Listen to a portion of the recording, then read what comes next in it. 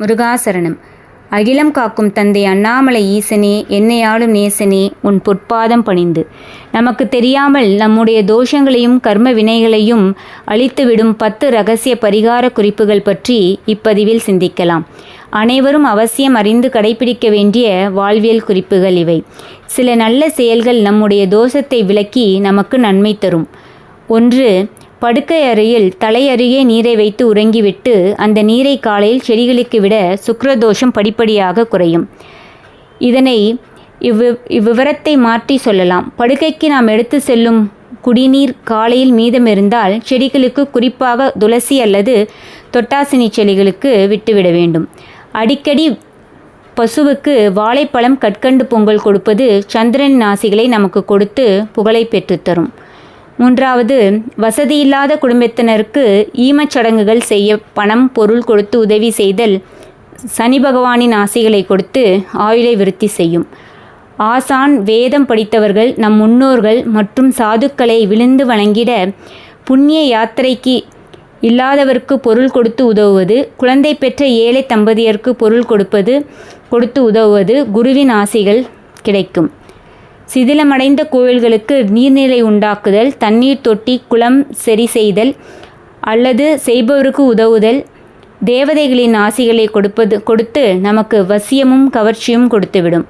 சிவபெருமானுக்கு அன்னத்தால் அபிஷேகம் செய்வது, பசித்து தவிக்கும் உயிர்களுக்கு உணவளிப்பதும், கோவிலுக்கு சொர்ணத்தை தானமாக அல்லது கலசத்துக்கு தருவது, தொழுநோய் குஷ்டம் கண்டவர்களுக்கு வைத்திய செலவு அல்லது அவர்களுக்கு நல்ல உணவு அளிப்பது சூரியனின் ஆசிகளை கொடுத்து நல்ல ஆரோக்கியமும் மற்றும் வம்ச விருத்தியும் செய்யும். திருமணம் செய்ய ஏழை பெண்களுக்கு பொருள் கொடுத்து உதவுதல், நம் வாழும் மனை, தொழில் செய்யும் மனை கைகளால் தொட்டு வணங்குதல், மேலும் பூமிக்கு மரியாதை செய்தல், பல உயிர்களை வளர்த்தல், விலங்கு, பறவைகள் உயிர் பலிகளை நாம் தவிர்த்தல், இல்லாதவர்களுக்கு மருத்துவ செலவுக்கு பணம் கொடுத்தல் செவ்வாயின் ஆசிகளை கொடுத்து அஷ்ட சுகங்களையும் தரும்.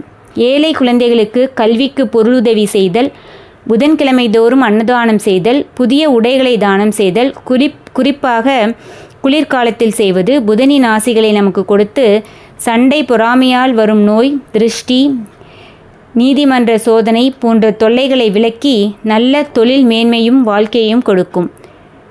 நாகங்களை கண்டதும் அடிக்காமல் இருப்பது, இறந்த நாகத்தின் உடலை கண்டதும் தீயிட்டு கொளுத்துவது, குடி கெடுத்தவன், குடிகாரன், குரு துரோகி, பசுவை கொன்றவன், சண்டாளன் இவர்களிடம் நட்பு கொள்ளாமல் தவிர்ப்பது ராகுகேது ஆசிகளை கொடுத்து அதிர்ஷ்டம், போகம் மற்றும் சகல பாக்கியத்தையும் அனுபவிக்கும் ஆசிகளை தரும். இந்த பஞ்சமகா பாவிகளை அடையாளம் கண்டு கொள்வது சற்று சிரமம்தான்.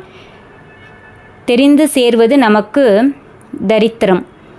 பாலடைந்த சிவன் கோயில்களில் விளக்கேற்றுவது, பிரதோஷ நாளில் சிவஸ்தலங்களுக்கு முடிந்த வரையிலான அபிஷேகத்துக்கு தேவையான பொருட்களை வாங்கி கொடுப்பது, வெள்ளத்துடன் பச்சரிசி துளை கலந்து அந்த கோவிலின் பிரகாரத்தில் தூவி விடுவது தேவர்களை சாந்திப்படுத்திவிடும்.